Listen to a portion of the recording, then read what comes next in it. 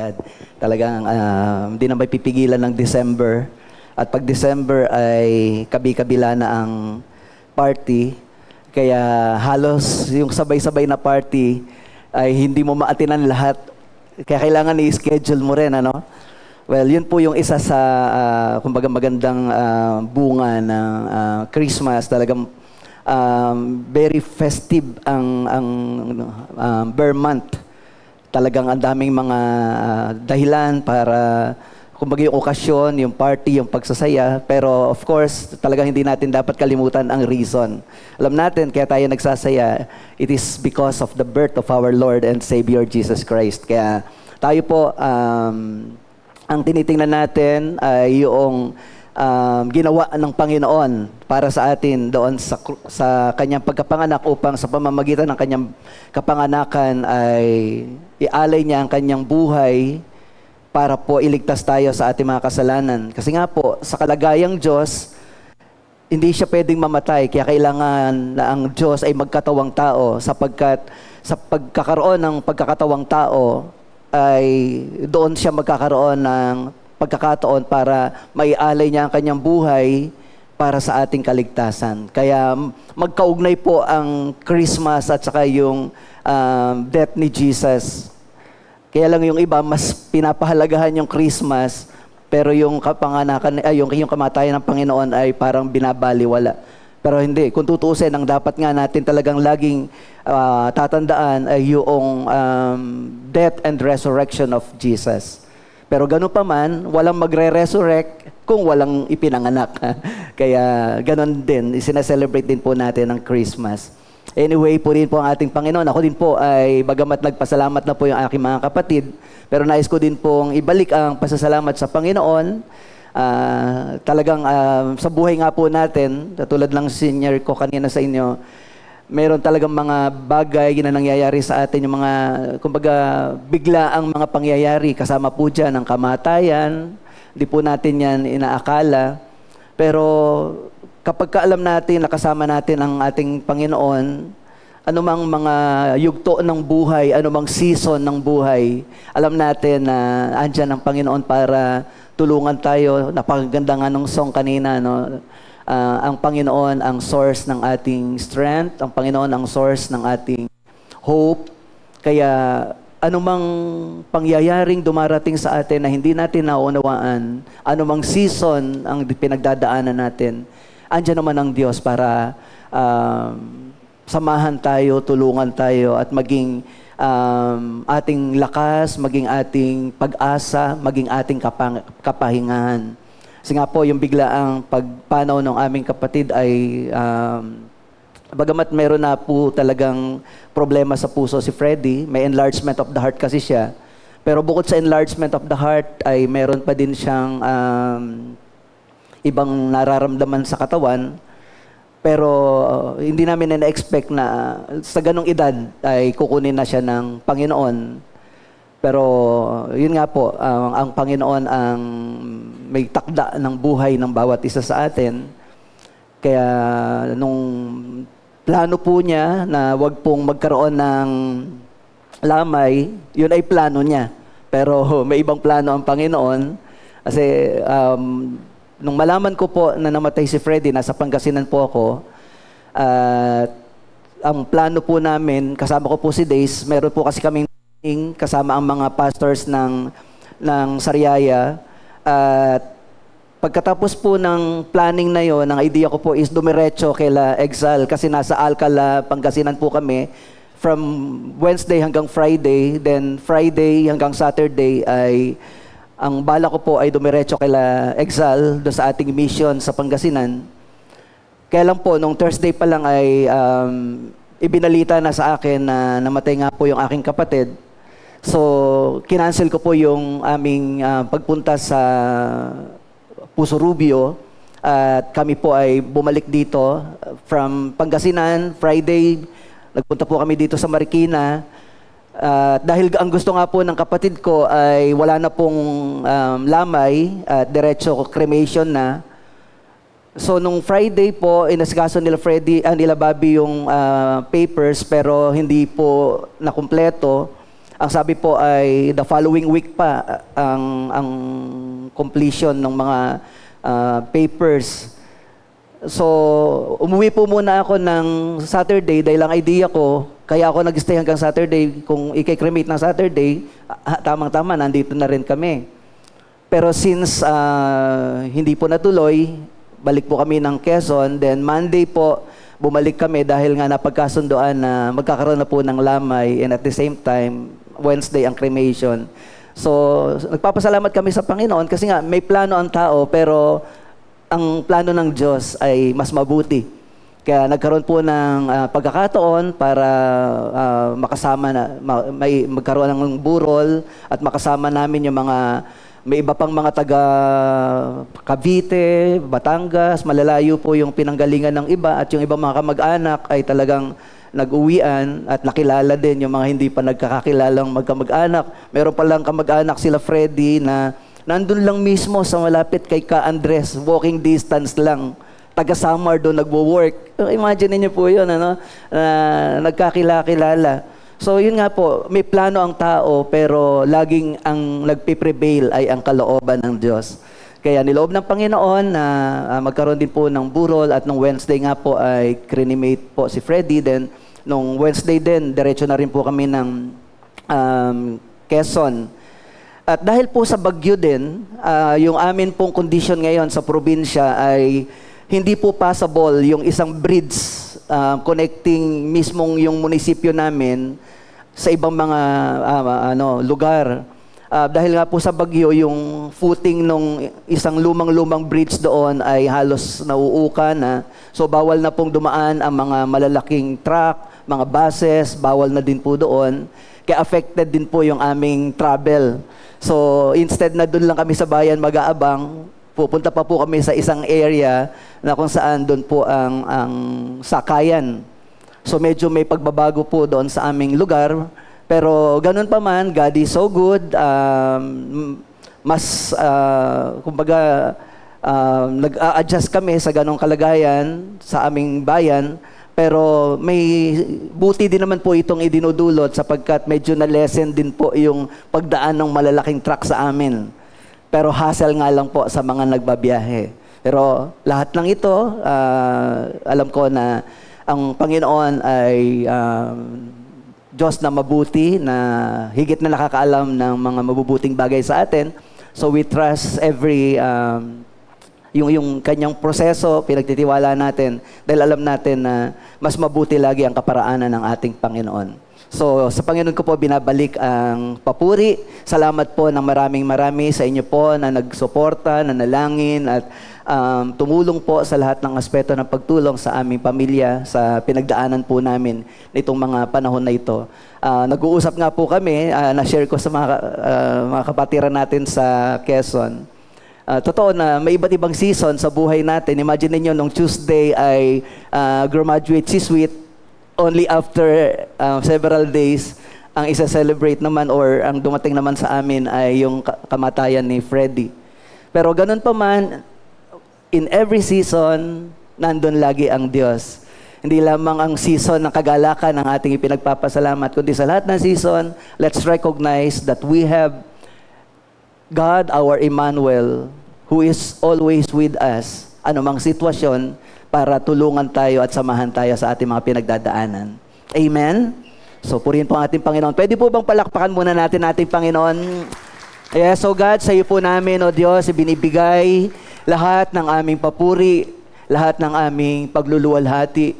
Kinikilala namin na ikaw ang Diyos na buhay at makapangyarihan, na dapat po naming laging lapitan sa bawat yugto, sa bawat sitwasyon ng aming mga buhay. Father God, mayroong mga circumstances biglang dumadating sa aming mga buhay na hindi po namin sukat akalain. Pero ang alam namin, dun sa mga panahon na yon, kasama ka pa rin namin, O Diyos. At kung minsan hindi man namin naiintindihan yung mga pangyayari, still nandun pa rin ang aming pagtitiwala na mas alam mo ang makabubuti para sa amin. Kaya patuloy kaming umaasa, patuloy kaming nananalig, patuloy kaming nagtitiwala sa iyong mabuting kalooban na mangyari sa buhay ng bawat isa sa amin. Kaya sa oras pong ito, once again, Father God, as we draw near, Lord God, sa presence mo through your word, I pray, O God, that you would continue to speak to your servants, Lord God. Kami na mga lingkod mo, kami na mga anak mo, Panginoon, sinabi mo, O Diyos, na ang iyong mga anak ay nakikinig ng iyong salita. Ang iyong mga tupa ay nakikinig ng iyong tinig. Kaya sa oras pong ito, I pray na ikaw po ang mangusap sa iyong bayan at patuloy, O Diyos, na ang marinig ng iyong bayan ay ang iyong tinig, hindi ang tinig ng iyong lingkod. At ikaw, Panginoon, ang magbigay ng katatagan ng pananampalataya sa pamamagitan po ng iyong buhay at makapangyarihang salita. Sa ngalan ng aming Panginoong Hesus, ito po ang aming dalangin sa iyo. Amen. Ayan, puri po ang ating Panginoon. Sa oras pong ito ay anyayahan ko po kayong magbukas ng inyong Bible. Isang talata lamang sa bagong tipan ng ating bibigyan ng pansin. But we will read it sa tatlo pong salin. 2 Corinthians chapter 5, verse 20. Ito po yung ating babasahing bahagi ng banal na kasulatan. And once again, anyayahan ko po kayo na magsitayo upang tayo po ay magbigay na paggalang sa pagbasa ng salita ng Panginoon. Basahin po natin ng sabay-sabay, ng malakas, ang bahaging ito ng banal na kasulatan. 3 translations po ang babasahin natin. Handa na po? Amen. Sige po, basahin po natin ng sabay-sabay. We are therefore Christ's ambassadors, as though God were making His appeal through us. We implore you, on Christ's behalf, be reconciled to God. Sa Tagalog po, kaya't ako'y sugo ni Kristo, parang ang Diyos na rin ang namamanhik sa inyo sa pamamagitan ko. Makipagkasundo kayo sa Diyos. Sa isa pa pong salin, kami nga'y mga sugo sa pangalan ni Kristo, na waring namamanhik ang Diyos sa pamamagitan namin. Kayo'y pinamamanhikan namin sa pangalan ni Kristo, na kayo'y makipagkasundo sa Diyos. Salamat po, makakapo na po kayo, pinagpala na po ng Panginoon ang kanyang banal na salita. Amen. So dito po sa tatlong bahagi ng sali na ating binasa, ay mayroon po tayong makikita na mahalagang katotohanan na sinasabi sa atin ni Apostle Paul kung ano ang kalagayan natin bilang mga mananampalataya. So, apart from being a believer, ay sinasabi po dito na tayo po, bawat isa sa atin ay sugo ni Kristo or Christ's ambassadors. Kung mapapansin niyo po doon sa NIV ay plural, sabi, we are therefore Christ's ambassadors. Pero doon po sa mabuting balita, parang naging singular, na si Apostle Paul lang yung sugo. Kaya't ako'y sugo ni Kristo. Pero again, pagdating sa isang salin sa Tagalog, sabi nga, again, naging plural na naman. At ang sabi niya dito, kami nga'y mga sugo sa pangalan ni Kristo. Pero ang totoo, ang pagiging sugo na ito, yung pagiging ambassador, ay nire-refer ni Apostle Paul hindi lamang para sa kanyang sarili, hindi lamang para sa kanilang mga apostol, kundi sa bawat isa sa atin na nananampalataya sa ating Panginoon. We are ambassadors of Christ. At bilang mga ambassador, sa Tagalog po ng ambassador ay sugo. Ayan. At yan po yung ating bibigyan ng pansin sa ating pag-aaral ngayong umaga, yung pagiging ambassador o pagiging sugo ng ating Panginoong Hesus. At pag sinabing ikaw ay sugo ng Panginoon o ikaw ay ambassador ni Kristo, ano ba ang ibig sabihin nito at ano ang role na dapat mong gampanan bilang sugo ni Kristo? Kasi yun ang sabi ni Apostle Paul, we are Christ's ambassadors. At ngayong umaga, yun po yung ating bibigyan ng pansin. Pero first, hayaan niyo po na i-define ko muna ang salitang ambassador o yung pagiging sugo o sa ibang salita. Sa Ingles, ang tawag din po dito ay envoy or envoy. So, the same po yun o kinatawan. So, what is an ambassador? Now, generally speaking, an ambassador is a respected official acting as a representative of a nation. Yun po yung general definition ng ambassador. An ambassador is commissioned with the authority to speak for and represent the one who sent him. Now, being Christ ambassadors, ito naman po yung definition na mas mag-aangkop sa atin. Being Christ ambassadors, we are commissioned with the authority to speak for and represent Christ who sent us. Yan po ang kalagayan natin bilang mga Christ ambassadors. Now, the ambassador's role is to reflect the official position of the sovereign body that gave him authority. So, pag ikaw ay isang representative, pag ikaw ay isang sugo, ang role mo, ang function mo ay kung ano man yung ibinigay na authority ng sending body sa iyo, na nire-represent mo yung bansa, yung presidente, yun ay gagampanan mo with authority coming from that country. Ibig sabihin, kung ano ang para bang ang mga ambassadors natin is parang sila yung presidente doon sa mga bansa na kanilang pinaglalagyan. Kumbaga, hindi naman lahat ng lugar na yan ay mapupuntahan ng presidente o ng hari kasi nga limited yung kanilang capacity. So, ang ginagawa nila ay nagpapadala sila ng mga ambassadors to represent them to the foreign land na kung saan meron silang kaugnayan. Now, meron ding certain qualification ang mga ambassadors. Ang una po, of course, an ambassador must be a citizen of the country he is representing. Kaya alam natin, kita natin ngayon, di ba, ang China, mayroong ambassador dito sa atin. Ang Philippines, may ambassador sa China, sa US, marami po. So, yun po ang trabaho, yun po ang qualification. Kung ikaw ay ipapadalang ambassador, kailangan ikaw mismo ay citizen ng bansa na ire-represent mo. Siguro, medyo ano na lang yung pagiging mukha or yung sabihin natin yung, kasi ngayon hindi na masabing, ano ba talaga ang mukha ng Pilipino? Kasi minsan, isa sa requirement sa pagiging ambassador, dapat you look like the citizen of that nation. Meron tayong mga ambassador na mga Espanyol, pero mga Filipino sila, na dito sila lumaki.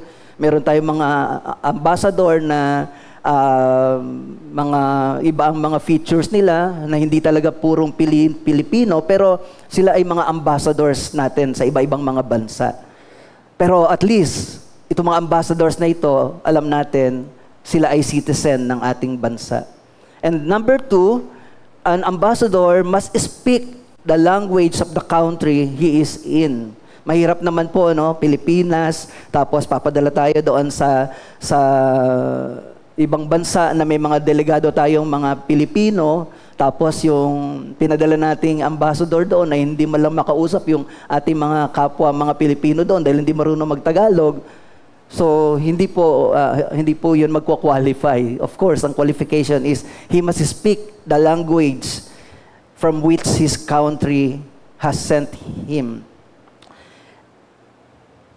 At halos lahat po ng mga malalaking bansa, from biggest to smallest,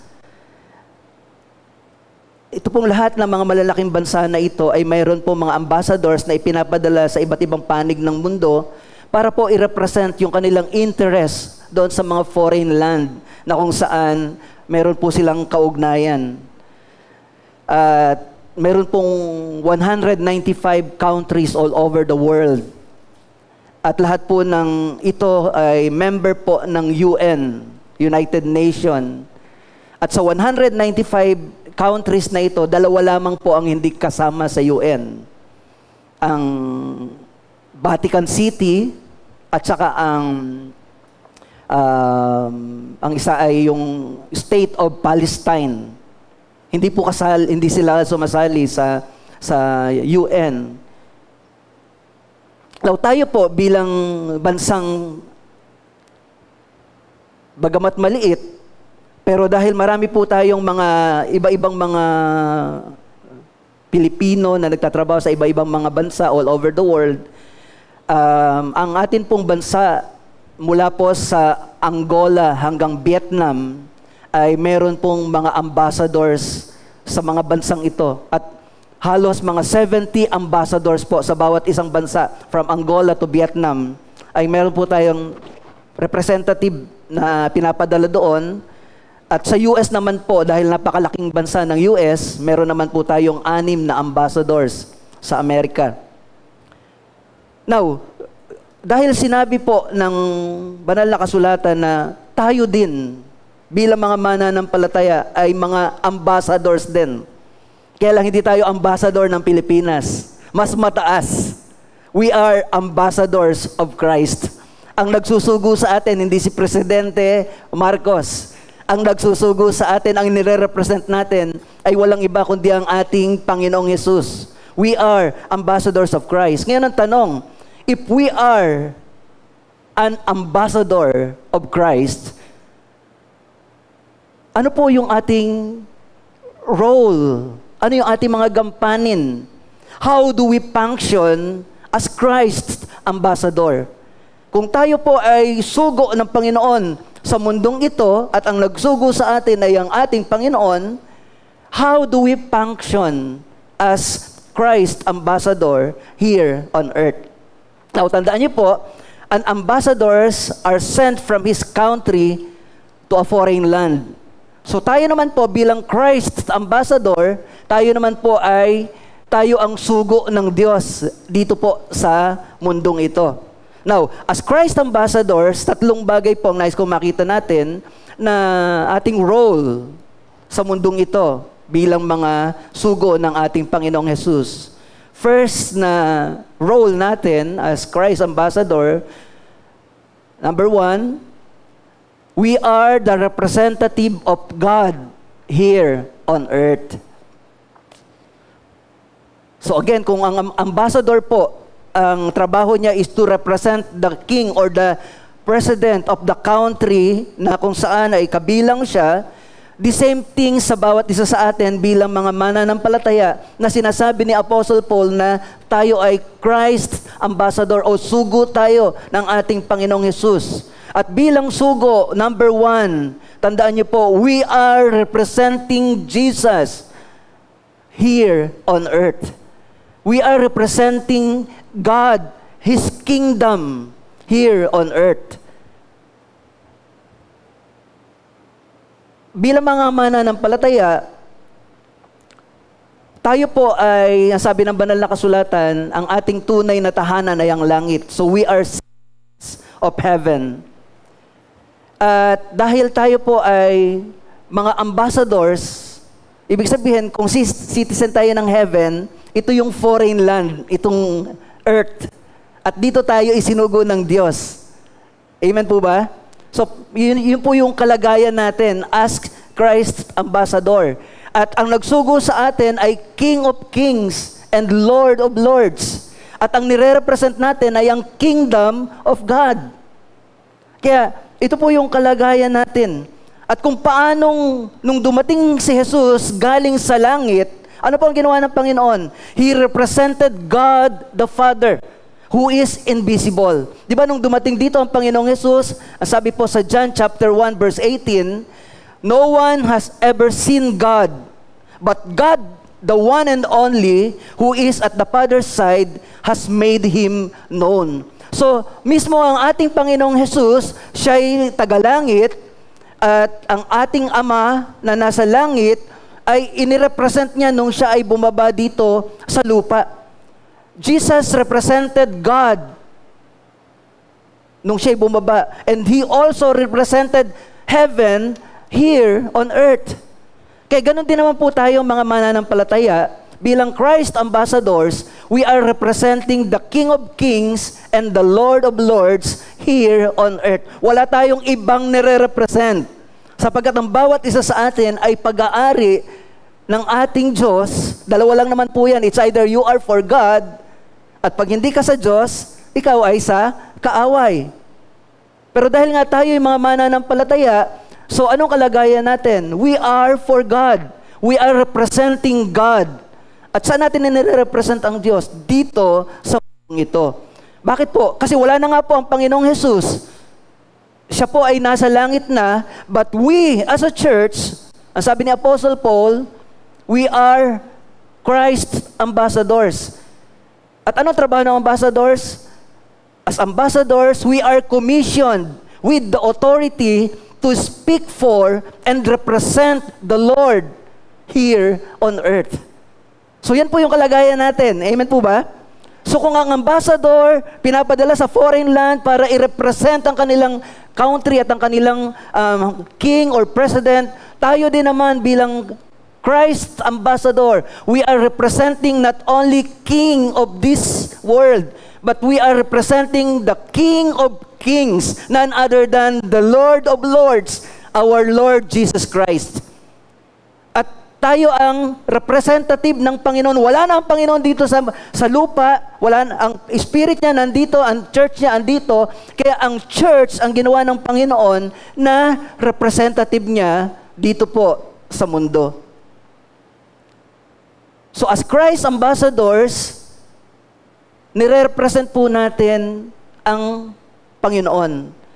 At dahil ang Panginoon ang nire-represent natin, ang ibig sabihin, dala-dala natin ang kaluwalhatian ng ating Panginoon.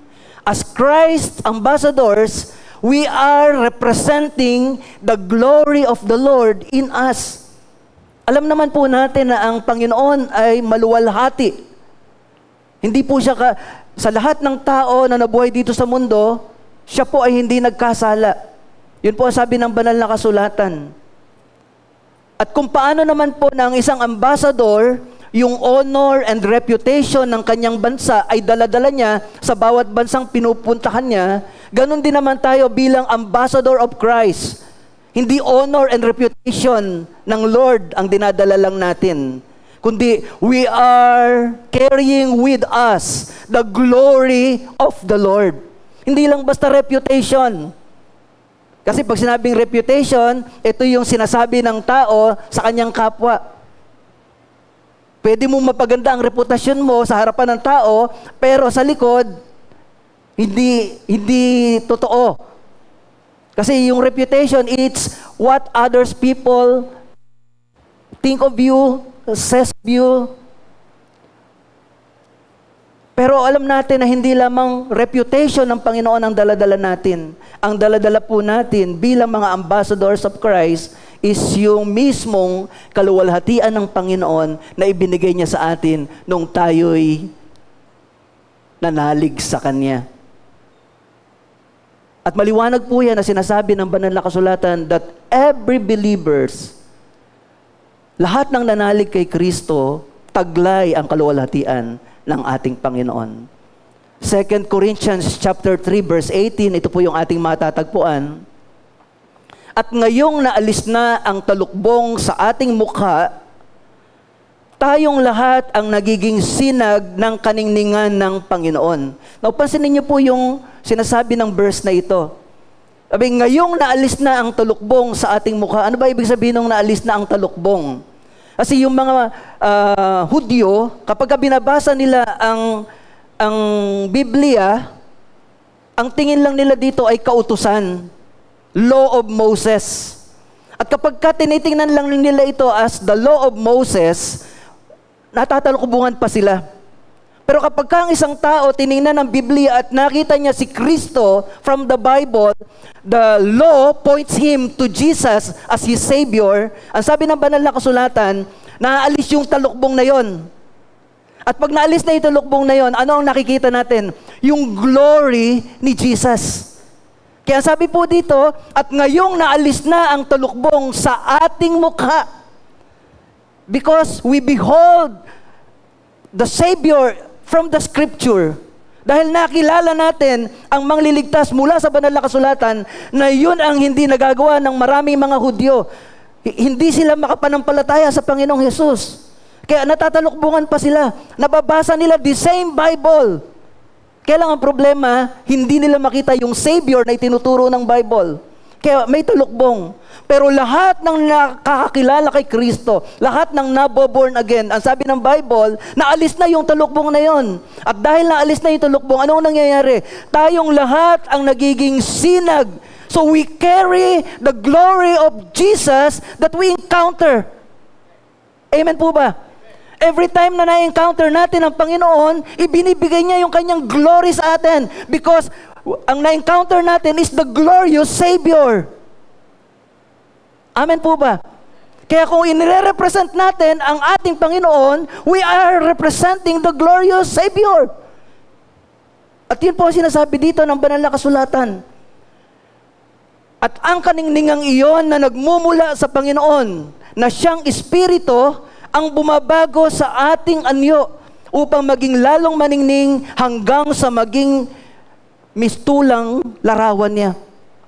Sa NIV, ito po ang pagkakasabi, and we who with unveiled faces all reflect the Lord's glory are being transformed into His likeness with ever-increasing glory, which comes from the Lord who is the Spirit. So dito sinasabi, yung merong unveiled faces, walang iba kundi lahat ng mga nananalig kay Kristo. Kayo po ba ay nananalig kay Kristo? Pwede ko po ba makita yung talagang kilala niya si Kristo na nagpayag na si Kristo ay kanyang Panginoon? Pwede ko ba makita ang inyong kamay? Amen. So mamaya po, meron po tayo mga kapatid na babautismuhan. Yung bautismo po ay pagko-confirm lamang or pagpo-profess lamang, pagdi-declare ng iyong pananampalataya sa Panginoon. At ang sabi nga ng banal na kasulatan, lahat ng nanalig, tinanggal na yung tabing.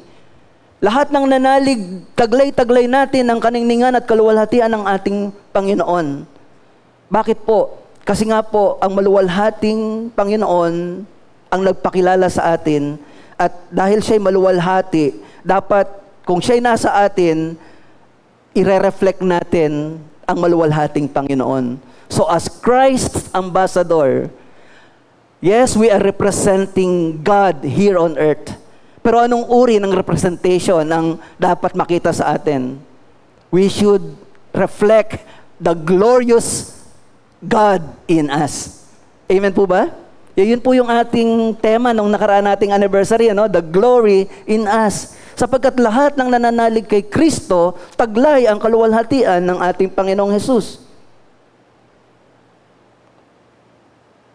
Kaya yung kaluwalhatian na yon, ang maganda mga kapatid, once na nakilala natin ang Panginoong Hesus, yung kaluwalhatian na yon, nataglay natin, yun ang pagsisimula ng pagbabagong buhay natin.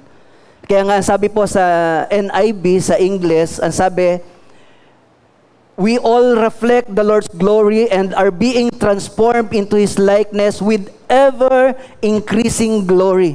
Sa ibang salin po, ang sabi, from glory to glory. Binabago tayo ng Diyos mula sa kaluwalhatian, patungo sa kaluwalhatian, hanggang sa kaluwalhatian. Kumbaga, piniperfect tayo ng Lord. Ang ibig sabihin nun, hindi ibig sabihin na nung tayo maging mananampalataya ay hindi na tayo nagkakamali. Nagkakamali pa rin tayo, nagkakasala pa din. Pero ito maganda, yung pagkakasala na yon ay bunga na ng iyong kaluwalhatian.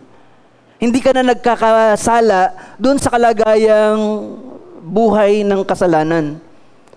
From glory, nagkakasala ka pa din, pero binabago ka ng Panginoon upang lalo pa maging glorious. At nagkakasala ka, babaguhin ka pa rin ng Panginoon upang lalo pa maging glorious. So from glory to glory to glory, God is changing us. Why? Because God's glory is in us.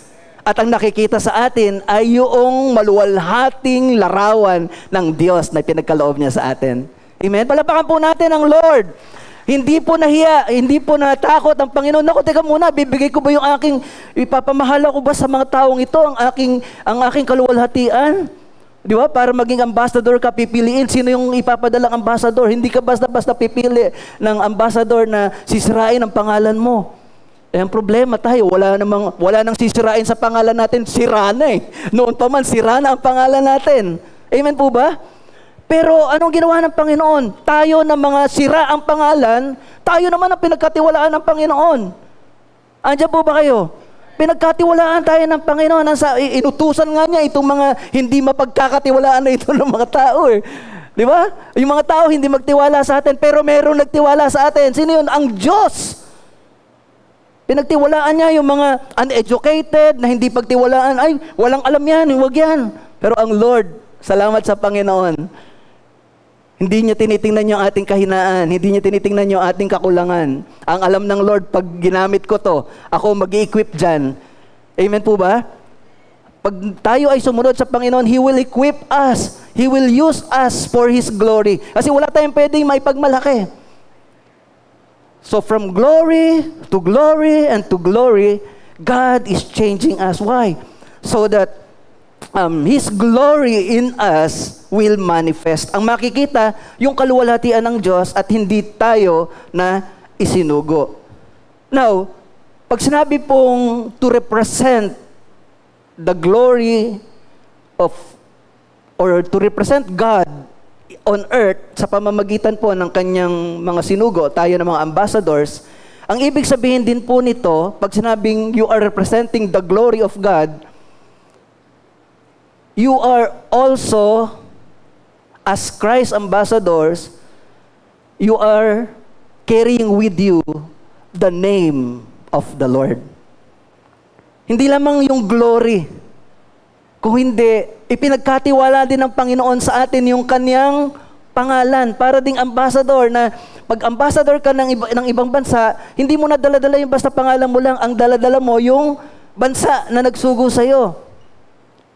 You carry the trust, the name, the reputation, the honor of the country na nagsugo sa iyo bilang ambassador. So ganun din sa atin bilang ambassador of Christ, dahil dala-dala natin ang glory ng Panginoon, kasama po sa glory na yon ay pinagkatiwala din ng Panginoon na i-represent natin ng kanyang pangalan. And as ambassadors of Christ, carrying the name of Christ, number one, you represent the name of the Lord anywhere. So, ang kaluwalhatian ng Diyos ay nasa atin, dala natin ang pangalan ng Panginoon, at ang pangalang ito ay dala natin kahit saang lugar. May nakakakita man sa iyo o wala, bilang ambassador of Christ, kahit saang lugar ka naroroon, tandaan mo, you are representing God here on earth. May kasama ka mang kapatid o wala, dala-dala mo ang pangalan ng Panginoon. So, wherever you are, stand by the name of the Lord. Amen po ba? Saang lugar ka man naroroon, hindi nakikita ang Diyos, pero sa pamamagitan natin bilang ambassadors of Christ, ay pwede nating maipakita sa mundo ang larawan ng Diyos. Kung paanong nung nilikha ng Diyos si Adan, at ibinigay niya yung kanyang larawan kay Adan, para ang invisible God i-reflect ng visible man the invisible God. At anong binigay niya na kailangan i-reflect ng tao? Alam natin, hindi yung physical image. Diba sabi ng Diyos, lalangin natin ang tao ayon sa ating wangis. Yung wangis na yon hindi physical image. Kundi yung wangis na yon is yung holiness, righteousness, love. So yun po yung dala-dala natin bilang mga representation ng Diyos. Kaya lang alam naman natin ang nangyari dahil sa kasalanan, nawala po yung glory na yon. At mula noon, ang mga tao ay nabuhay na sa kasalanan. Pero yun po yung katotohanan. Kung tayo naman ay nanampalataya na kay Kristo, ibinalik po yung glory na yon. Ibinigay sa atin yung glory na yon. Taglay natin ang pangalan ng Panginoon. Dala-dala natin anywhere. So mga kapatid sa Panginoon, we have great responsibilities as Christians. Amen po ba? Saan man tayo naroroon, dala-dala natin sa ating buhay ang katotohanan na tayo ay mga anak ng Diyos. Saan mang dako, taglay natin ang glory ng Lord. Ikaw man ay isang estudyante, you carry the glory of God sa iyong pag-aaral. Kaya ibig sabihin, kung ang mga ibang estudyante, dahil wala sa kanilang glory ng Lord, kahit anong pandaraya sa pag-aaral gusto nilang gawin, mandadaya, mangongopya, o ano pa man. Pero ikaw bilang estudyante, because you carry with you the glory of God. You carry with you the name of the Lord. Bilang estudyante, alam mong walang nakakakita sa iyo ng mga kapatiran, hindi ka nakikita ni pastor, pero alam mo, nakikita ka ng Diyos. Kaya, ano gagawin mo? Kung lahat ay nangongopya na, sabihin mo, Lord, tulungan mo po ako. Kung ito lang ang kaya, okay lang. Pero ang mahalaga sa'yo, tatayo ka sa pangalan ng Panginoon. Di ba natatandaan niyo yung 3 kabataan? Doon sa Babylonia, ang lahat nung nagtayo si Haring Nabucodonosor ng imahe para yumuko ang mga tao, 3 kabataan ang hindi natakot. Kung tutuusin, sasabihin nila, wala na naman kami sa Jerusalem, wala naman kami sa Israel. Di so nga, gawin na lang din namin yung ginagawa nila. Pero hindi. Bilang mga Jew, young Jews, na alam nila, dala-dala nila ang glory ng Lord, saan man sila naroroon, even yung lugar na yon ay isang foreign, pero alam nila, God is there with them. Kaya hindi sila yumuko. So ganon din po, mga kapatid sa Panginoon. Dala-dala niyo po ang pangalan ng Panginoon sa inyong mga trabaho, kayo po na mga nagtatrabaho. You carry the name of the Lord with you. Dala-dala niyo ang kaluwalhatian ng Panginoon. May nakakakita man sa inyong mga ginagawa o wala, be sure that you are doing your best. Be sure na yung goal mo sa iyong ginagawa ay excellence. Hindi dahil para sa pagpapakita sa mga kasamahan mo, kundi you want to be excellent before God. May nakakakita man o wala. Ganon din, kung kayo man po, marahil sabihin nyo, kami po, hindi kami nagtatrabaho. Ako ay isang ina ng tahanan. Well, ganon din po. Saan man kayo naroroon bilang ina ng tahanan, mamamalengki man kayo o gawaing bahay, tandaan nyo, dala-dala nyo po ang larawan ng Diyos sa inyong buhay. At dahil dala-dala nyo ang larawan ng Diyos sa inyong buhay, be sure na ang nagmamanifest ay yung glory ng Lord. Habang kayo ay nakikipag-ugnayan sa tao, may nakakakita man o wala sa inyo, ginagawa nyo ang nararapat gawin. Bakit? Sapagkat yun po ang dapat gawin ng isang mananampalataya na nagtataglay ng kaluwalhatian ng Diyos bilang mga ambassador.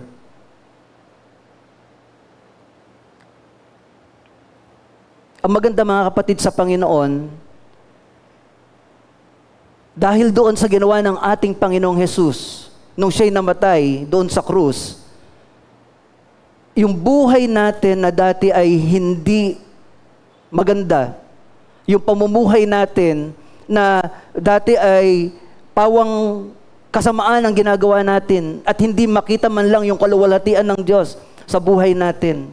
Pero dahil sa ginawa ng Panginoon doon sa krus ng Kalbaryo, ano po ang ginawa? Dahil sa ating pananalig sa Kanya, sabi po ng 2 Corinthians chapter 5, verse 17 and verse 21,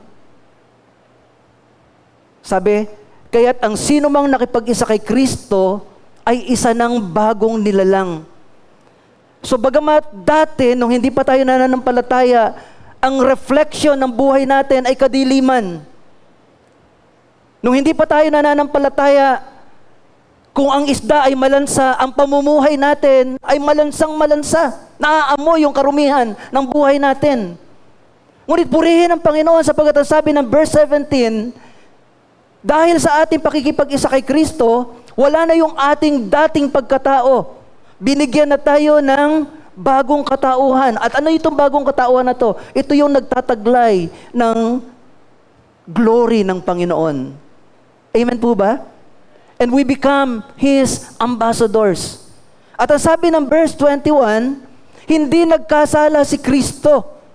Ngunit dahil sa atin, siya ibinilang na makasalanan upang makapag-isa tayo sa Kanya at mapabanal sa harapan ng Diyos. Tingnan niyo po ang kalagayan na to bilang ambassador. Paano kaya kung tayo po bilang ambassador ng Panginoon, Naging ambassador tayo, pero hindi niya binago yung ating buhay. Papadala niya tayo sa mundong ito. Ano kayang reflection ang gagawin ng mga, di ba? Kaya ang ginawa ng Lord, bago tayo isugo, binago muna ang buhay natin. We became a new creation. At nung tayo maging bagong nilalang, kasi tandaan nyo, ito pong binabasa ko, chapter 5, yung verse 17 ay kasama po ng verse na ating passage, verse 20. At yung verse 21 naman, ang sabi, hindi nagkasala si Kristo. So kasama po ito doon sa ating konteksto ng ating pinag-aaralang passage. Pero ito nga po ang gusto ko makita natin. Bago tayo ginawang ambassador, kailangan munang baguhin ang bawat isa sa atin. Why? So that as Christ's ambassador, hindi ang reflection ng buhay natin bilang Christ ambassador, yung luma nating buhay. Ginawa tayong Christ ambassador right after na tayo maging mananampalataya so that our life should reflect the new life that the Lord Jesus Christ has given us. Amen po ba? Ano ang magiging patotoo natin kung sasabihin natin tayo'y sugo ng Panginoon, hindi tayo binago, ano magiging patotoo natin? Yung dati pa rin nating buhay. Di ba? Sa atin pa naman, napakahalaga ng ating mga patotoo. Di ba? Kaya meron tayong buhay na patotoo kasi nakita natin kung paano tayong binago ng Panginoon. Mula doon sa malansang pamumuhay na hindi mo gustong maamoy. Ngayon, ang sabi, ang ating pagpupuri sa Diyos ay nagsisilbing mabangong samyo. Bakit? Hindi dahil sa ginawa natin. Verse 21, dahil si Kristo'y naging kasalanan para sa atin. Upang sa pamamagitan ng kanyang pagiging makasalanan, tayo naman ay mapaging banal sa harapan ng Diyos.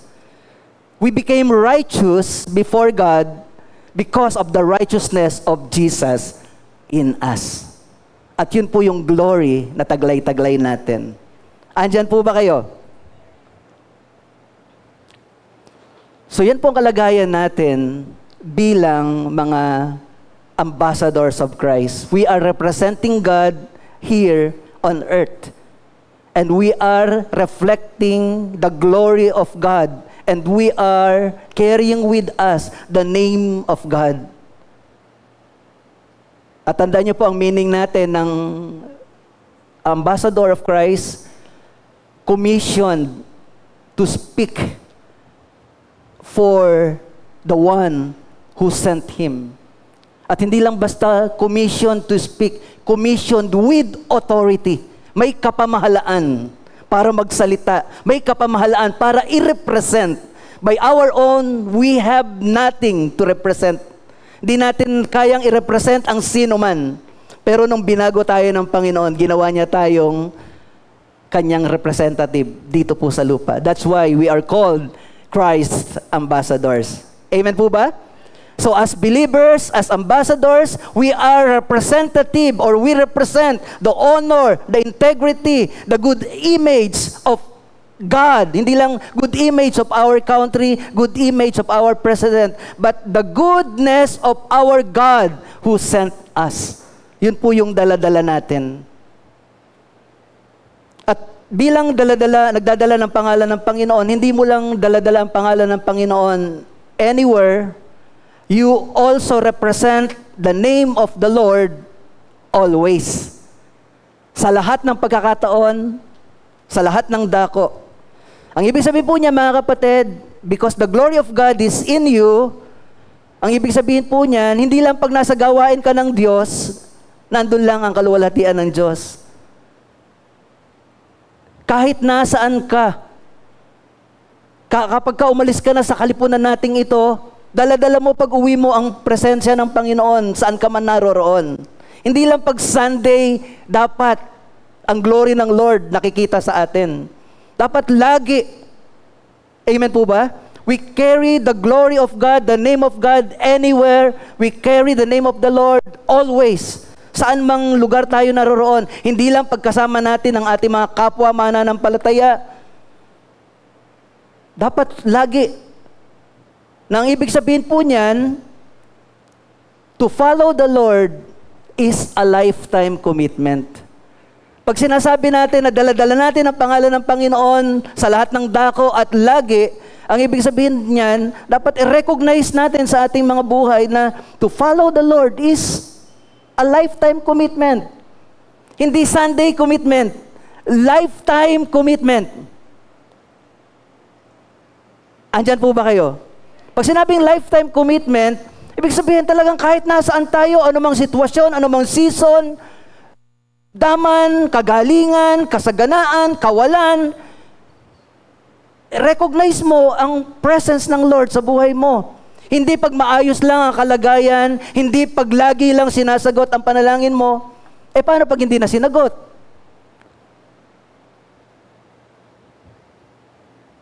Whatever seasons of your life, makulimlim man o maaliwalas, unos man o tahimik ang dagat, dalhin mo lagi ang pangalan ng Panginoon sa lahat ng panahon at sa lahat ng sitwasyon. Kaya mismo si Apostle Paul, ang sabi po niya sa 2 Korinto chapter 5 verse 4, habang tayo'y nakatira pa sa toldang ito, sa katawang lupa, tayo'y namimigatit dumaraing, hindi upang mawala ang katawang panlupa, kundi upang mapalitan ng katawang panglangit. At sa gayon, ang buhay nating may katapusan ay mapapalitan ng buhay na walang hanggan. Ano ang ibig sabihin ni Apostle Paul sa kanyang statement na to? Simple lang. Sa buhay na ito, yes, dumadaing tayo, madami tayong hirap na pinagdadaanan. Pero kung dumadaing man tayo, hindi para maalis itong mga hirap na ito, kundi ang ating pagdaing, mapalitan na itong nasisira at mapalitan ng hindi nasisira. At kailan yon mangyayari? Kapag tayo'y nanatiling tapat sa Panginoon. At sa pagbalik ng Panginoon, sabi nga, we will all be changed. Papalitan yung ating nasisirang katawan, papalitan ng glorified na katawan, hindi na nasisira. Amen? So, as God's representative here on earth, mga kapatid, ano ang ating role? Reflect the image of God, the glorious image of God in us. Wherever we are, hindi lamang kapag ka nandito, hindi lamang may panahon, kundi sa lahat ng panahon, hayaan natin na yung glory ng Lord mag-reflect sa buhay ng bawat isa sa atin. Amen po ba? Pangalawa po, kung tayo po ay mga ambassadors of Christ na nagdadala ng kaluwalhatian ng Panginoon, ano pa po ang atin pong tungkulin bilang mga ambassadors? Number 2, ambassadors of Christ is to speak for the King. Ang mga ambassadors po, they are sent to speak for the sending country and for the person or the president that sends them. Now, sa ating kalagayan bilang ambassadors of Christ, ang kalagayan naman po natin, we are to speak for our King. At walang iba kundi ang ating Panginoong Jesus. An ambassador does not speak of himself. He does not speak to please his audience, but he speaks to please the King who sent him. At mismo ang Panginoon, yun po yung maliwanag na patotoo niya nung siya po'y bumaba dito sa lupa. Maliwanag sa kanya yon. Hindi siya naririto para sa kanyang ganang sarili lamang, kundi siya'y naparito dahil doon sa nagsugo sa kanya. Hindi niya nakakalimutan yung katotohanan na yon na siya'y sugo at dapat siyang mag-perform according doon sa pagkasugo sa kanya. Kaya sa John chapter 5 verse 43, ano sabi ni Jesus? Naparito ako sa ngalan ng aking Ama. Pwede siyang magmalaki nung dumating siya dito. Pwede niya sabihin, naparito ako sa pangalan ko. Dahil nagpe-perform naman siya ng kapangyarihan. Pwede niyang sabihin yon, pwede niya angkinin yon. But he did not. Why? Because he knew nung siya nagkatawang tao, isinugo siya ng Ama at dapat niyang kilalanin yung nagsugo sa kanya. At dahil siya'y sugo ng Ama, kailangang magsalita siya, hindi sa ganang kanyang sarili. He has to speak for His Father. Amen po ba? So, ganun din po tayo, mga kapatid. Tayo bilang mga mananampalataya, we are not speaking of our own. Hindi tayo nagsasalita ng sarili nating kuro-kuro, hindi tayo nagsasalita ng sarili nating haka-haka. Kundi ang ipinapahayag natin ay ang salita ng Diyos sa pamamagitan ng kanyang salita.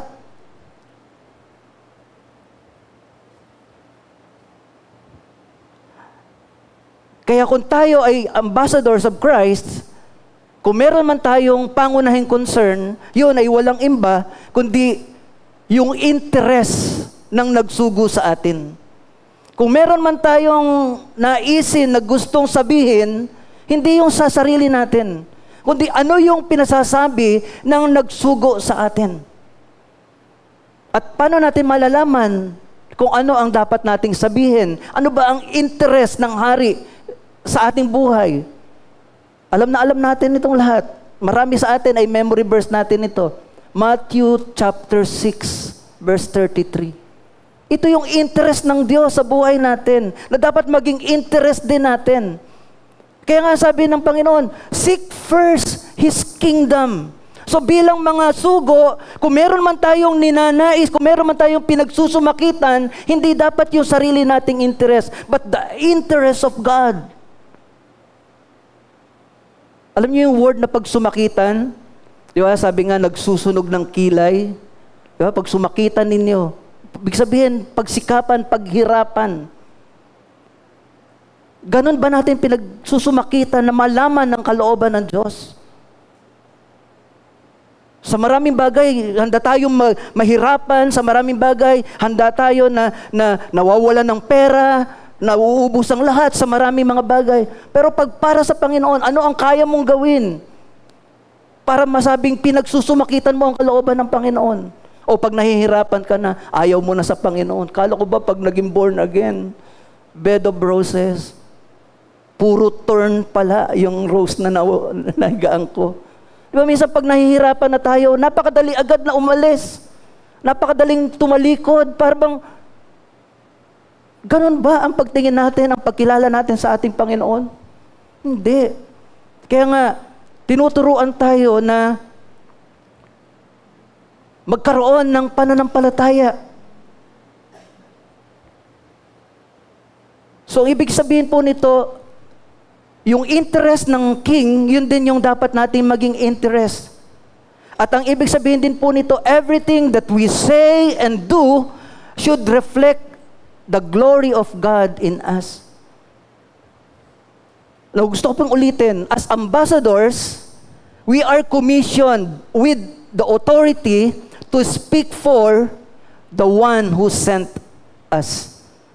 Kaya bilang Christ ambassador, we are to speak with authority.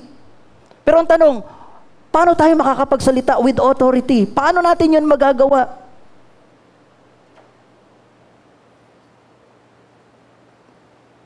Paano po natin magagawa? Simple lamang po. Speak the word of God in faith. Because faith is the language of the kingdom. Anything that is spoken in faith, it will be recognized in the kingdom of God. Sino man ang mga anak ng Diyos, sino man mga ambassadors na ipinapahayag, nagpapahayag ng salita ng Diyos ng may pananampalataya, yung pananalita na yon, it will be recognized in the kingdom. Because in the kingdom, the language that is being recognized is the language spoken with authority by faith. Pwede nating ipahayag ang salita ng Diyos, pero kung ito'y walang pananampalataya, hindi yan i-recognize ng King of Kings. Because our language is only recognized, it is with authority if we speak it in faith. Andiyan po ba kayo? Kaya napakahalaga po, sabi, an ambassador is being sent to speak the language of the one who sent him. So language. At ano ang language ng nagsugo sa atin? Ang language na nagsugo sa atin ay ang kanyang salita. At dahil isinugo tayo, kahit hindi natin naiintindihan yung kanyang pinapasabi sa atin, we have to declare it by faith. Kailangan nating ipahayag yun na sinabi ng, di ba, natatandaan niyo po nung si Lazaro po ay mamatay. Sabi ng nila Magdalena, o nila Maria, at saka nila Marta, 3 araw nang patay si Lazaro. Nandun na nga, nakalibing na eh. Pero ano sabi ng Panginoon? Tinawag niya yung mga tao at sabi niya, igulong ninyo ang bato. Ang tanong, kaya bang tanggalin ng Panginoon, ng power ng Panginoon? Kaya bang tanggalin ng power ng Panginoon yung bato na yun? Kaya eh. Nakakalikha nga siya ng lahat ng bagay, yung bato pa kaya. Pero bakit kailangan niyang utusan yung mga taong naroroon, igulong ninyo yung bato? Kasi yung paggulong ng bato, kaya yon ng mga tao. Pero yung magbuhay ng patay, hindi yan kaya ng tao. Panginoon lang ang makakabuhay ng patay. Pero sabi ng Panginoon, ang sino mang nananampalataya sa akin, He can do greater than this. Sige po, palakpakan natin ang Lord. Hindi lang tayo pinagugulong ng bato. May pinagagawa sa atin ng Panginoon. At gagawin natin ito by faith. Ang sabi po ng Matthew chapter 18 verse 18, I tell you the truth, whatever you bind on earth will be bound in heaven, and whatever you loose on earth will be loosed in heaven. Ano mang talian ninyo dito sa lupa, tatalian sa langit. Ano mang kalagan ninyo sa lupa, kakalagan sa langit. Ano ang sinasabi dito ng Panginoon? God is encouraging us to use the language of faith sa bawat sitwasyon ng ating mga buhay.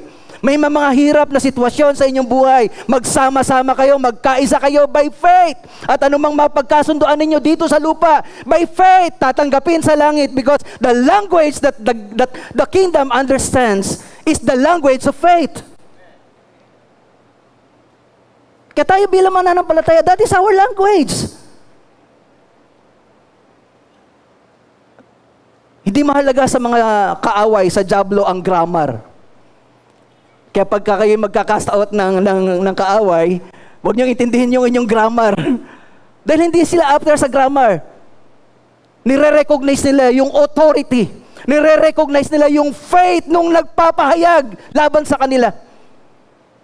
Amen po ba? Hindi natin kailangan husayan para lang, kailangan yung prayer natin para lumayas yung masamang espiritu, kailangan yung highfalutin words. Hindi. Hindi siya after doon. Takot ang kaaway sa authority na mayroon ka. Takot ang kaaway sa faith na mayroon ka.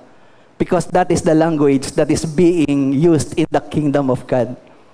And yung language of faith, ino-honor yan sa kingdom. And you are sent to speak the language of the one who sent you. Amen po ba? So, paano natin yan i-apply? Paano natin yan ipapamuhay? Masabi po ng Bible sa Luke chapter 10, chapter 9 muna. Luke chapter 9, kung natatandaan po ninyo. Luke chapter 9 verse 2, ito po ang command ng Panginoon. Sabi niya sa mga alagad, Luke chapter 9, ang unang sinugo ay yung 12. They were the named apostles or disciples. Sila si Pedro, sila Mateo, sinugo sila nang sabi ng Panginoon, verse 2, at sinugo niya sila upang ipahayag ang paghahari ng Diyos at magpagaling ng mga may sakit. So, ang pagkasugo sa kanila, ipahayag ang salita ng Diyos at magpagaling ng mga may sakit. Now, sa chapter 10, again, nagsugo ang Panginoon ng 72. This time, walang mga pangalan itong sinugo ng Panginoon. Iba ito sa mga alagad. Ito naman yung mga sumunod pang mga alagad. Ang sabi po ng verse 1 at saka verse 9, pansinin nyo, pagkatapos ng mga bagay na ito, ang Panginoon ay humirang pa ng 72. Pinauna niya sila ng dala-dalawa sa bawat bayan at pook na patutunguhan niya. Anong command? Pagalingin ninyo ang mga may sakit doon at sabihin sa bayan na lalapit na ang paghahari ng Diyos. Now, pansinin niyo po yung verse 9, pagalingin. Yung salitang pagalingin, Sa Greek, ang ginamit po dyan ay therapeo. Kaya yung word natin na therapy ay galing po dyan. Pero pansinin nyo, sabi, pagalingin. Hindi pray for healing. It's a command. Pagalingin. Now, ang tanong, paano nila magagawa yun? Di ba ang doktor lang ang nagpapagaling? Kaya kung ang kausap ng Panginoon ay mga doktor ng oras na yon, alam na ng mga doktor ang gagawin, pagalingin daw. So, isusuri nila yan, ito yung hatol, ito yung reseta, inumin mo yan, gagaling ka. Pero ang tanong, ang kausap ba ng Panginoon sa panahon na ito ay mga doktor? Na sinabi niya, pagalingin ng mga may sakit? Hindi. Pero dahil iniutos ng Panginoon, makikita natin na wala silang question. Lord, paano naming pagagalingin? Anong skill ang kailangan namin para mapagaling sila? Wala tayong mababasa na tanong ng mga alagad. Lord, anong procedure, anong process para mapagaling namin ang mga may sakit? Gusto naman talaga namin mapagaling sila eh. Kaya lang, Lord, paano? May tinanong ba sila? Hindi. Dahil nung iniutos sa kanila, nung sinabi ng Panginoon pagalingin, naiintindihan nila na kailangan lang nilang tanggapin ito by faith. At gagawin nila by faith. And true enough, ginamit lang nila ang pangalan ng Panginoon. Dahil ang sabi ng Panginoon, magpalayas kayo ng masamang espiritu, magpagaling kayo ng may mga karamdaman. Nung nag-report sila sa verse 18, verse 17, bumalik na tuwang-tuwa ang 72. Panginoon, sabi nila, kahit po ang mga demonyo ay sumusunod kapag inuutusan namin sa pangalan mo. See? The enemy recognizes the authority. The enemy recognizes the faith, hindi yung grammar. Sabi niya, Panginoon, ang mga demonyo ay sumusunod kapag inuutusan namin. So there is power in the name of Jesus at yun lang ang ginamit nila, by faith. And verse 18, sumagot si Jesus, nakita ko ang pagkahulog ni Satanas.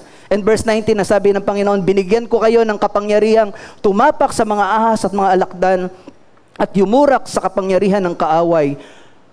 Wow, may bahagi pa po sa verse 19, walang makapipinsala sa inyo.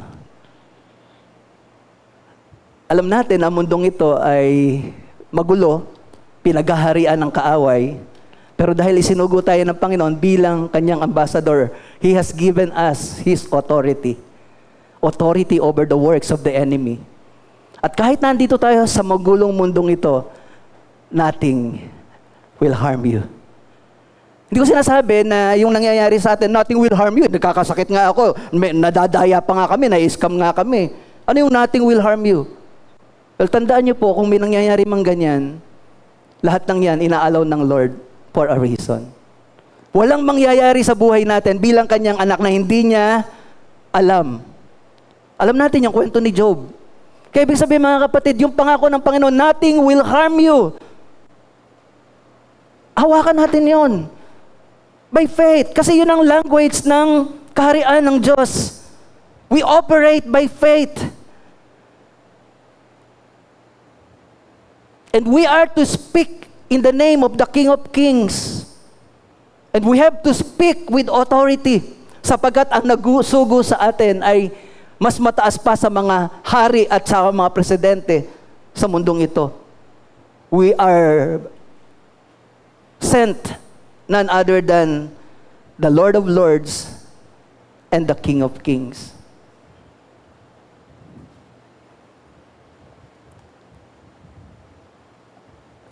Sabi ng Panginoon sa verse 19 ng NIV, Luke 10:19, I have given you authority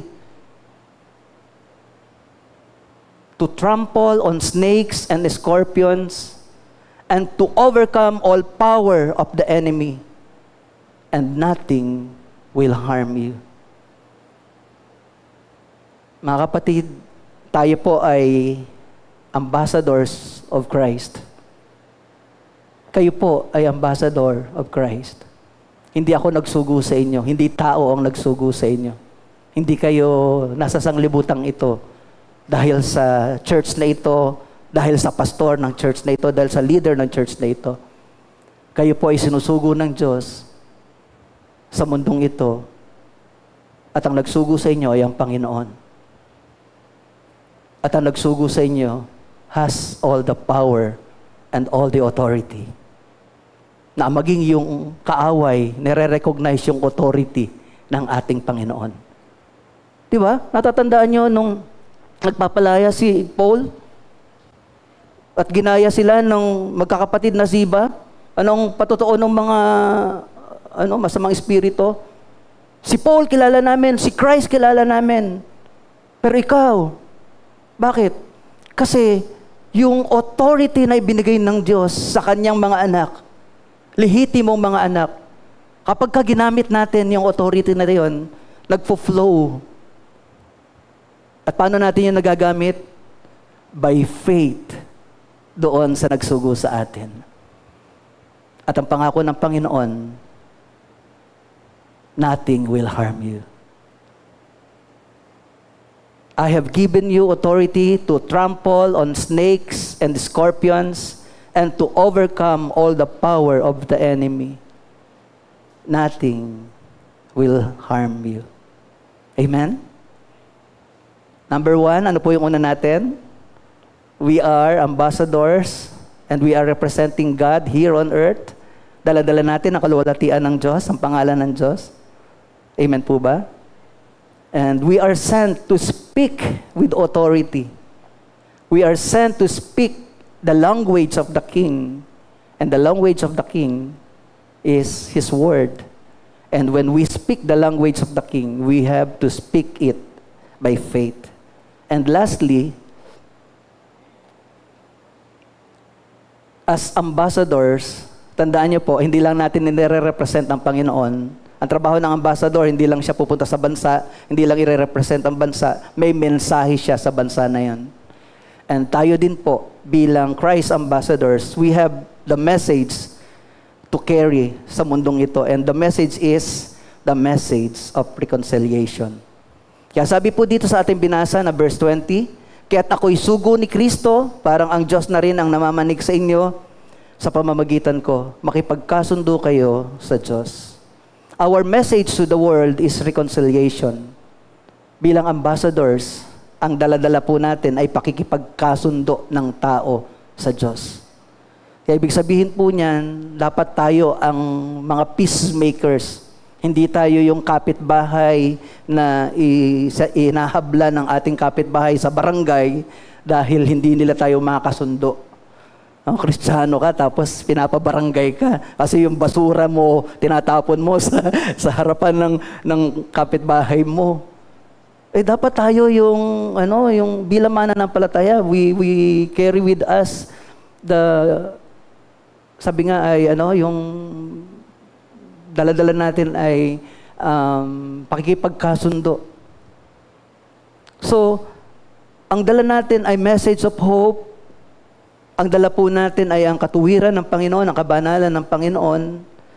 At ito po yung atin pong ipinapahatid sa mga tao na hindi pa po nakakakilala sa Panginoon. Para din pong natural na ambassador sa ibang bansa, ang mga ambassadors po, pinapadala po sila doon ng mga sending nation para mapanatili yung peace ng kanilang bansa doon sa bansa na yon. Laging ganun po yun. Kaya kami nagpadala ng representative para kayong bansa, huwag kayong mag-away. Kaya merong representative. So ganun din po sa atin bilang mga mananampalataya. Tandaan po natin, as Christ ambassadors, hindi lamang nagre-reflect tayo ng glory ng Lord, hindi lamang tayo nagsasalita with authority because of the faith in the Word of God. May dala-dala din po tayong mensahe na pakikipagkasundo sa Diyos.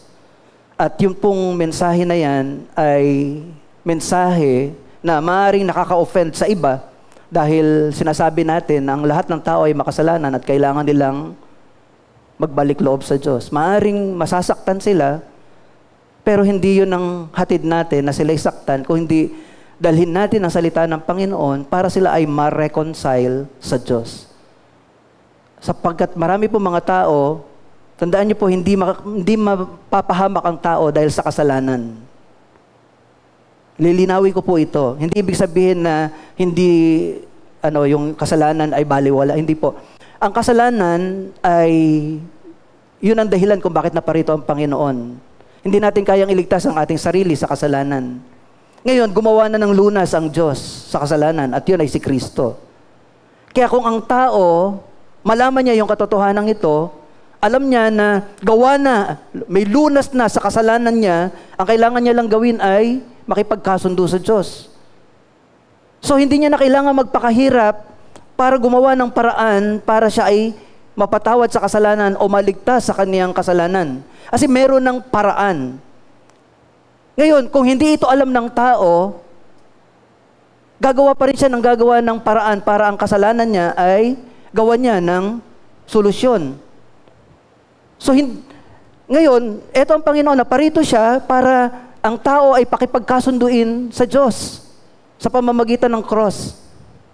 Kaya kung ang tao na makasalanan, narinig niya ang Panginoon ang susi para siya makipagkasundo sa Diyos, pag ang taong ito na makasalanan, nagpipilit pa rin gumawa para sa kanyang sarili, para maligtas, hindi siya sa kasalanan naligtas o napahamak.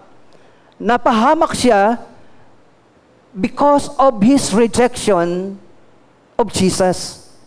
Kasi meron ng lunas sa kasalanan. Pero tinanggihan niya yung lunas. Kaya yun ang dahilan, kaya siya mapapahamak. Kaya nga, John chapter 3, verse 36, ang sabi, ang sino mang nanalig sa anak ng Diyos ay may buhay na walang hanggan. Ngunit ang sino mang hindi nanalig sa anak, nananatili sa kanya ang puot ng Diyos.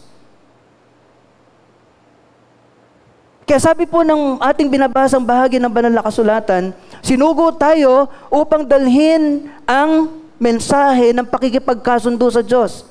At ang sabi ng Colossus chapter 1 verse 20, inibig niya ng Diyos Ama, inibig niyang ang sandaigdigan ay makipagkasundo sa Kanya, Ama, sa pamamagitan ng anak si Jesus. So tingnan niyo po yan Colossus chapter 1 verse 20, inibig niya, yung ating Ama, na ang sandaigdigan, tayo po yon mga makasalanan, ay makipagkasundo sa Kanya. Again, Ama, sa pamamagitan ng anak, none other than Jesus Christ. At sa pamamagitan nga ng pagkakamatay nito, si Kristo, nagkasundo nga ang Diyos at ang lahat ng nilikha sa langit at sa lupa. So kaya meron ng lunas. At yun yung mensahe natin. Yun yung dala-dala dapat natin sa mga tao na mapapahamak. Mapapahamak sila pero meron tayong dalang pakikipagkasundo. Hindi nyo na kailangang pahirapan ang inyong sarili sapagkat naparito na ang anak ng Diyos upang ang kasalanan mo ay linisin. At alam niyo po ba ng salitang yung reconciliation, ito po ay isang salita na halaw sa banking system nang ibig sabihin po nito ay parang yung imputation. Parang ganito po ang kalagayan. Pagka ikaw po ay nag-deposit ng pera sa bangko, yung deposit mo ay mapupunta po doon sa iyong account, sa iyong credit. Tama po ba? So, hindi yan mapupunta sa iba. Now, tingnan po natin yan sa kalagayang ginawa ng Panginoon. Ang ginawa ng Panginoon sa atin, yung reconciliation, He imputed His righteousness in us. Ibinigay niya yung kanyang katuwiran sa atin. Tingnan niyo pong mabuti ito mga kapatid. Kasi sabi dito ng banal na kasulatan sa Colossus 1:20, inibig ng Diyos na makipagkasundo ang tao sa Kanya sa pamamagitan ng pagkamatay ni Kristo. So ito po tayo makasalanan, ito po si Kristo, matuwid. Ngayon, yung kasalanan po natin, para po yan mawala. Ang ginawa ni Kristo, yung kanyang katuwiran, ibinigay sa atin, imputed. Kumbaga sa bangko, idiniposito ng Panginoon ang kanyang katuwiran para tayo na walang katuwiran, biglang may nag-ano sa atin, kumbaga may nag-reflect sa ating account na tayo ay matuwid. Pero hindi naman tayo matuwid. Bakit? Kasi may nag-deposit ng katuwiran sa atin. Na-credit yon sa atin. So ano nang kalagayan natin sa harapan ng Diyos? We are righteous. Kasi may naglagay ng righteousness sa atin. Ngayon, paano yung kasalanan natin? Ito si Jesus na naglagay ng righteousness sa atin. Ang ginawa naman ni Jesus, para yung ating karumihan ay mawala, kinuha naman niya yung ating karumihan at inimpute naman natin sa Kanya. Kaya nga yung 2 Corinthians chapter 5 verse 20, sabi, He who has no sin, God made Him sin for us. Siya na walang kasalanan, ginawa siyang kasalanan para sa atin upang tayo ay mapaging banal sa harapan ng Diyos. So nagkaroon po ng pagpapalitan. At sa lahat ng yan, lugi lagi ang Panginoon. O diba? Wala tayong ginawa. Dineposit lang niya sa atin. Tapos, negative na tayo. Yung negative pa natin, kinuha pa niya. Sige, palapakan natin ang Lord. Kaya ngayon, we are already reconciled before God. Kaya pag naiintindihan natin yan din yung message na sasabihin natin sa ating pinangangaralan. Hindi mo na kailangan pahirapan ng sarili mo. Minahal ka na ng Diyos, may namatay na para sa kasalanan mo. Ang gagawin mo na lamang, tatanggapin mo yung lunas na ibinigay ng Diyos. Walang iba kundi si Kristo. We have nothing na message na higit pa dyan. Hindi na natin kailangan pagandahin yan. Napakaganda na ng gospel. Napakaganda na ng gospel. Amen po ba? Yun lang yun. Kinuha ng Diyos ang lahat. Ibinigay niya ang lahat. Kinuha niya yung pangit sa atin. Ibinigay niya yung maganda sa atin. May gaganda pa bang gospel dyan? Wala na. Pero yan po ang ginawa ng Panginoon para sa atin. At yan ang message natin, mga kapatid, bilang mga anak ng Diyos, bilang Christ ambassadors. We are to advance God's kingdom. God's glorious kingdom. At ang nagdadala ng kaharian ng Diyos, maluwalhating mga anak niya. Hindi mga sira ang buhay. Hindi ka paniniwalaan kapag ka nagdadala ka ng mabuting balita na ang dala-dala mong buhay ay yung dati mong pagkatao. Binago ka na ng Diyos. That's why God called you to advance His glorious kingdom because God gave you His glory. Kaya kapag ka nagdadala ka ng mabuting balita, ina-advance mo ang kaharian ng Diyos, ang dala-dala mo ay message of reconciliation. Hindi pag-aalit, hindi mo tinatakot ang tao sa impyerno. Kundi sinasabi mo ang pagmamahal ng Diyos at hanguin ng tao ng Diyos sa impyerno. Pero kapag ang tao ay tinanggihan, walang magagawa ang Diyos kundi ibigay. Di ba?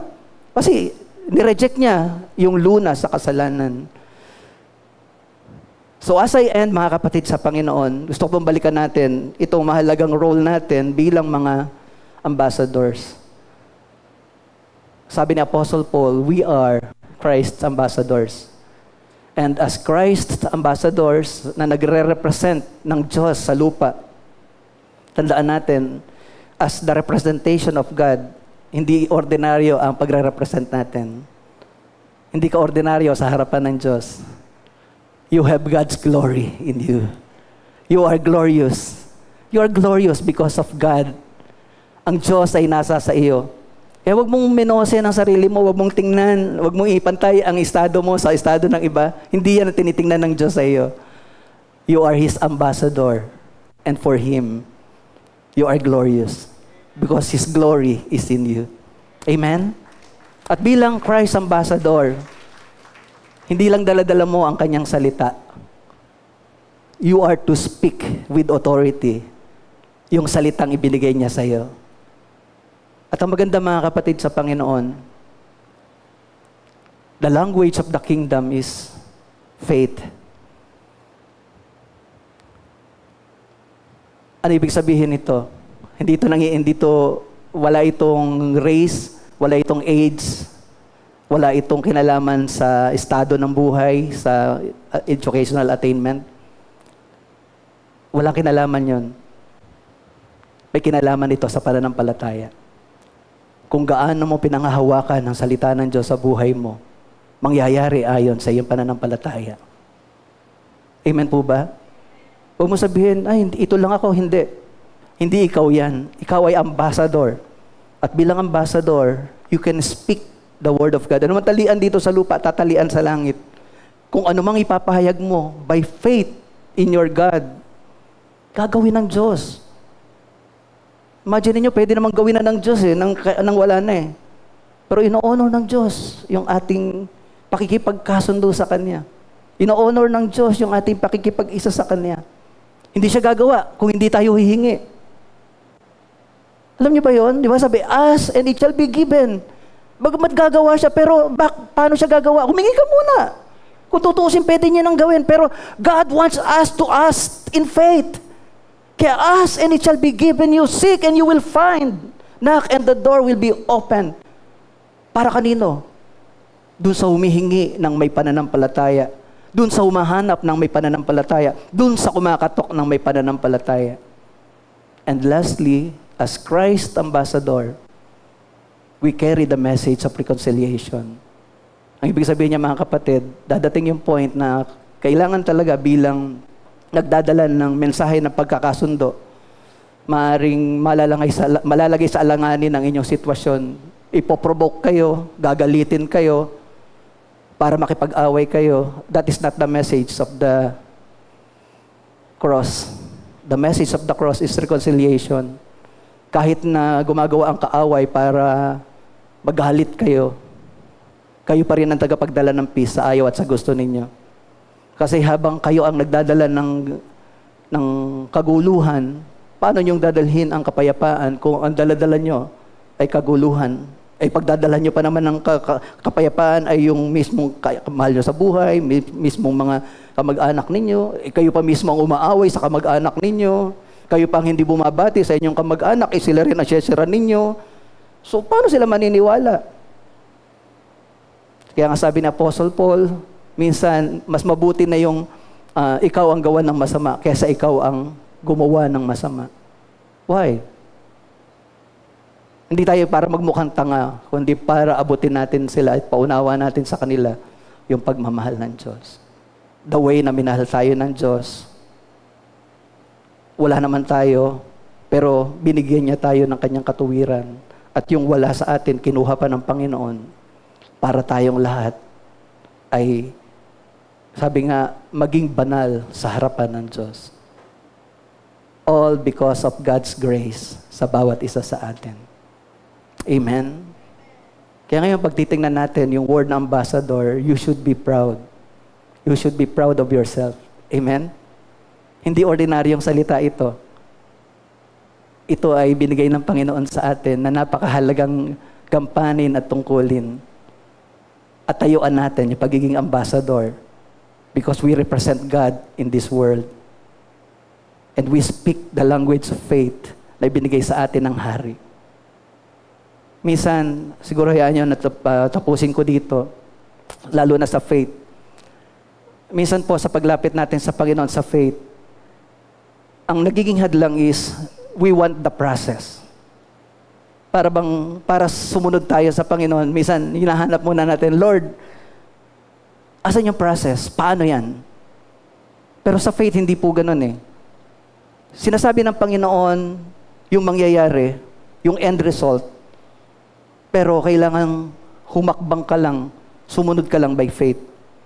Hindi gagawin ng Panginoon ng detalye na ipakita sa iyo lahat ng hakbang. Kasi kung gagawin niyo ng Panginoon, hindi na yon faith. Kasi nagtiwala ka na doon sa proseso. Ay, posible nga, kasi sinabi ng Panginoon eh. Pero hindi ganoon ng Lord eh. Sabihin niya yung end result, pero doon sa process, pala, ang dami mong pagdadaanan, ang dami palang hirap. Kasi kung sinabi yan ng Lord, hindi sinabi mo na, ayoko na Lord, kung yan pala ang mangyayari, bakit pa ako susunod sa iyo? Sinabi mo, ganito, ganyan.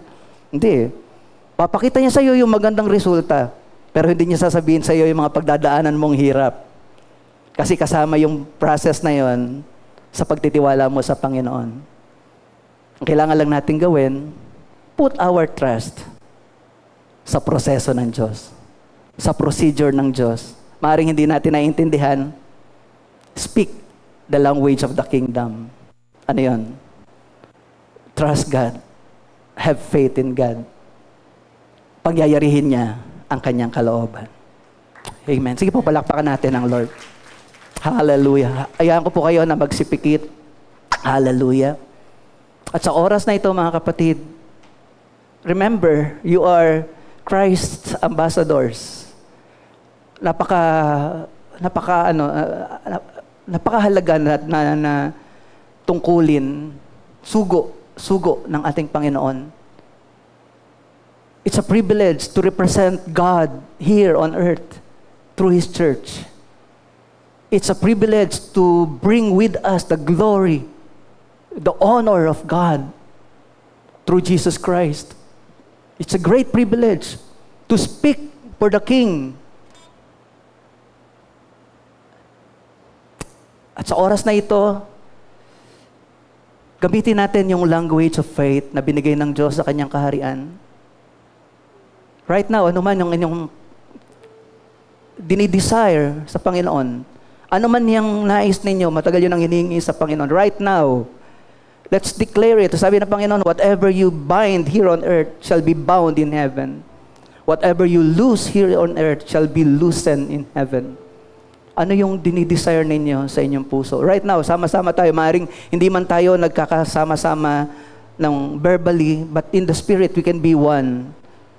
Right now, ano man yan? Business man yan, karamdaman man yan, family. Right now, let's be united in the presence of God and let's speak the language of faith. Hallelujah. Sige po. Ano man ang nasa isip ninyo na matagal nyo nang hinihingi sa Panginoon. Yan by healing. Sabi ng Lord, pagalingin. He doesn't even say, ipag-pray para gumaling. Sabi ng Lord, pagalingin. Ibig sabihin, by faith.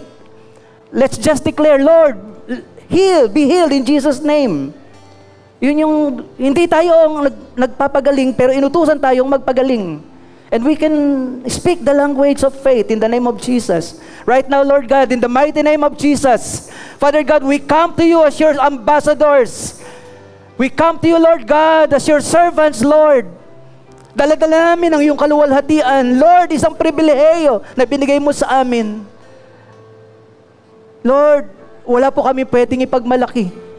Tumanggap lamang kami, O Diyos, ng iyong habag at biyaya mula sa iyo. At dahil doon sa kahabagan na yon, dahil sa aming pananalig sa iyo, ginawa mo kaming isang bagong nilalang. Wala na yung dati naming pagkatao. Naririto, ang lahat ay pawang bago na. Your glory is in us, O God. Nilimot mo na yung aming buhay na marumi. Yung buhay na mabaho. Buhay na hindi kalugod-lugod sa iyo.